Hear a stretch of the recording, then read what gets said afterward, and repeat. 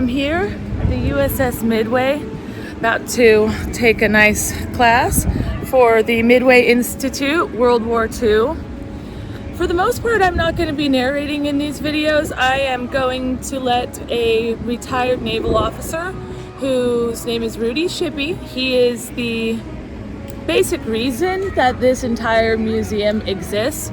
If you get an opportunity to come down here, I highly suggest it. No video that I can take could possibly do justice to what this museum is, what this ship is. It was the largest ship in the world at the time that it was constructed. It's 2,001 feet long. It houses 4,500 active duty members when it is fully underway. It served last in the Gulf War. I hope that you follow along and check out some of the awesome interior.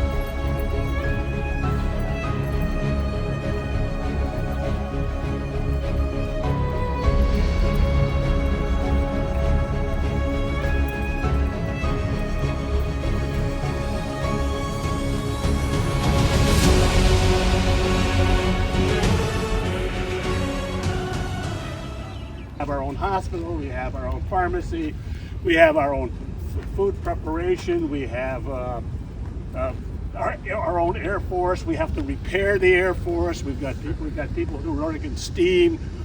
You name it, we do it here, and we do it with the Midway. Did it with 4,500 people. There you go.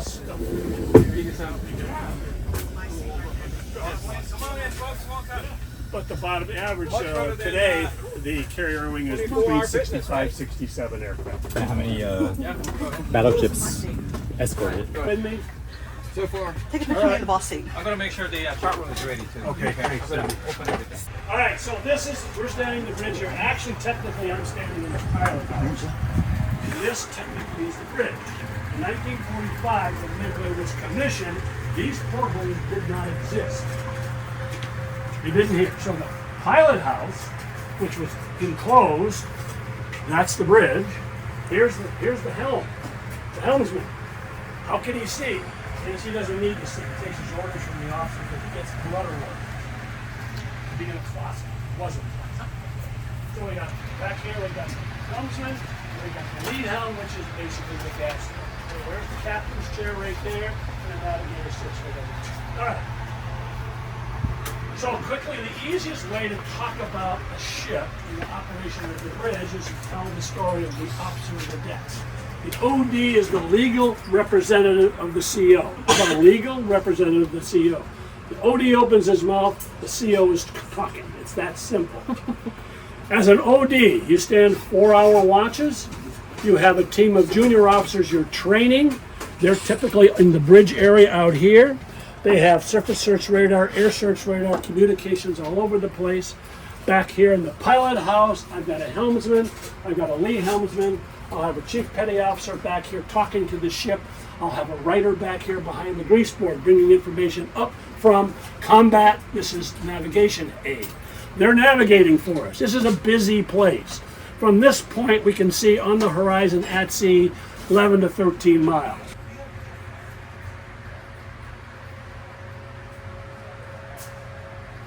This is where they used wax to show where the enemies were positioned that had been sighted. Of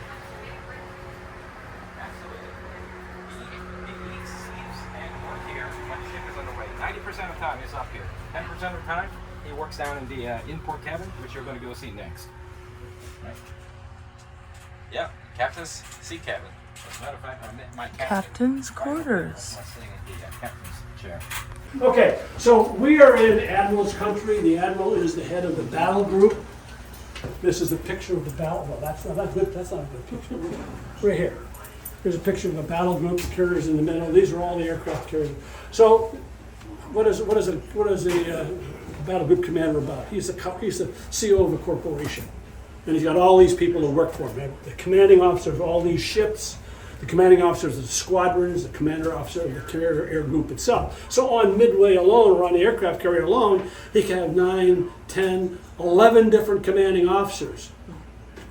Eight or nine of them reporting up to the CAG, or the squadron CEOs. They're reporting up to the CAG, carrier air group commander reporting to the admiral, battle group, and the captain of the ship reporting to the admiral. Equal thing, each has their own job to do. Okay, so that's what the battle group's all about. So you're going to go in the ship and you're going to see combat, which is about 6 times larger. The difference is this belongs to the admiral staff. Now there's radar that's going on over here. All the radar systems in the ship get the same data feed, absolutely same. They use the same system. However, up here it's used for a strategic purpose. They are monitoring the mission that's going on. They're watching loudly. Situational awareness on steroids.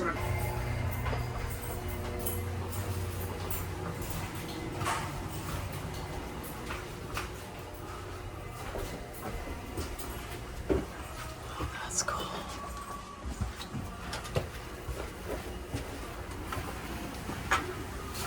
See, if I keep you here, there's a trip, an electronic trip. It sends this, Turns them on. turns him on, yeah.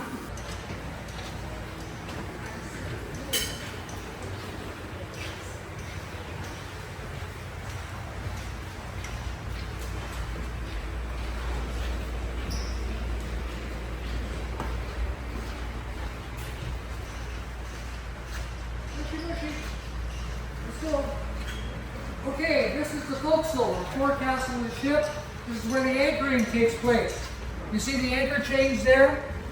The anchor chains go out through these openings in the front of the ship, and the anchor is outside. Okay? These are called hawse pipes.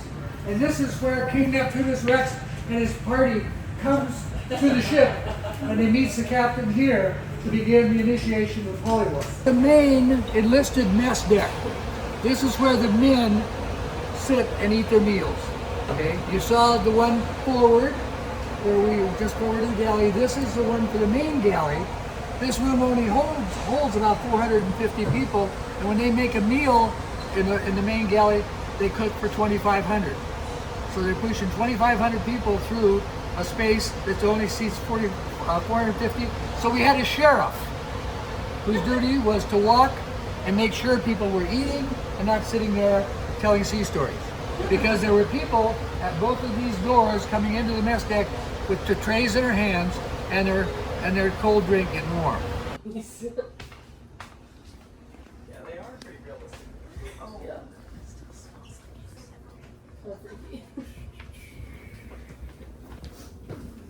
Oh, I remember this.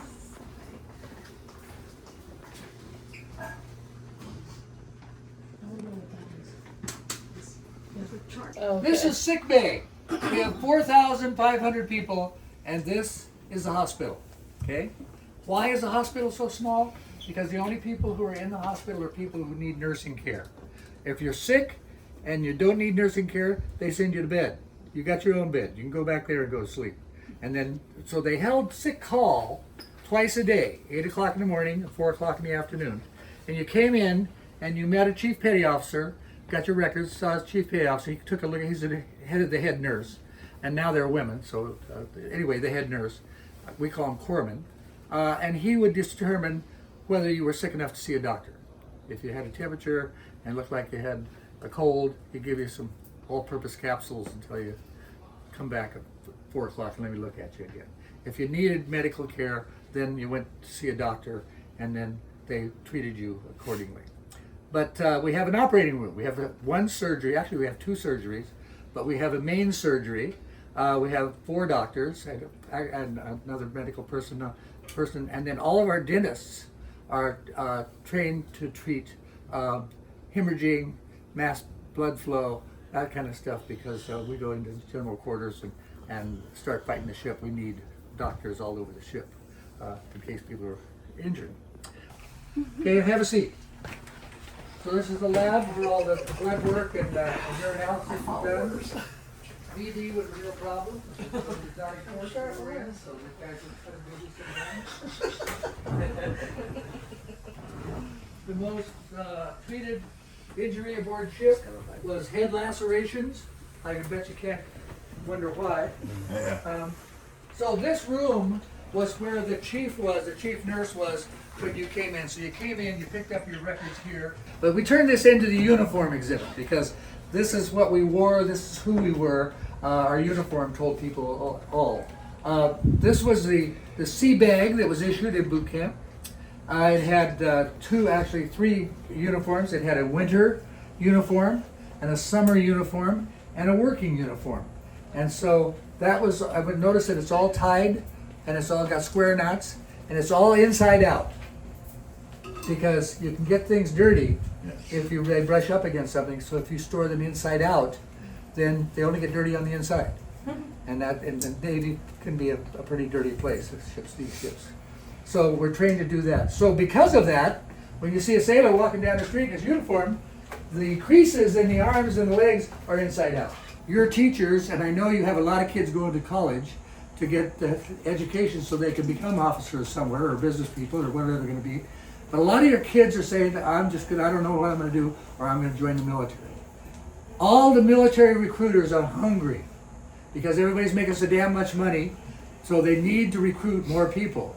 If your kids are going to go into the military, say, what are you going to do? Because if you tell them, I want to be one of these things, they'll probably say, okay, we'll send you to school so you can be that. When you get out of the military, then you get to be that. That was my plan back in 1957. Fisherman's son, no university, no college for me, barely high school. I was going to be a fisherman. I hated it, so I needed to escape. I joined the Navy. What do you want to be? I want to be an aviation electrician's mate so I can build airplanes at Boeing aircraft. And so they said, okay, in my day, you had 1 semester of algebra and 1 semester of geometry was the highest level of mathematics that they taught. And I had both of those with D's. Okay, and they said, fine. Come in, they made me ended up being an electrical engineer from all the education I got while I was in the Navy. And so they'll negotiate with you. So you need to tell your kids, if you're gonna go to Google first and find out what opportunities you have. This is really nice. You saw the metal trays that the enlisted people were eating off of. This is china, this is silver, this is crystal glasses. And this is also highly regulated environment. This is formal dining in the wardroom. The executive officer makes the rules and he keeps an eye on it. The room is only open during meals. Between meals it's closed, it's dark, so you don't come in here and sit down and have a cup of coffee. Actually, when you come here to have a meal, you don't even come in here to have a meal. You have to go down to the lounge and wait for the stewards to get ready to serve, and then they'll bring you in and seat you.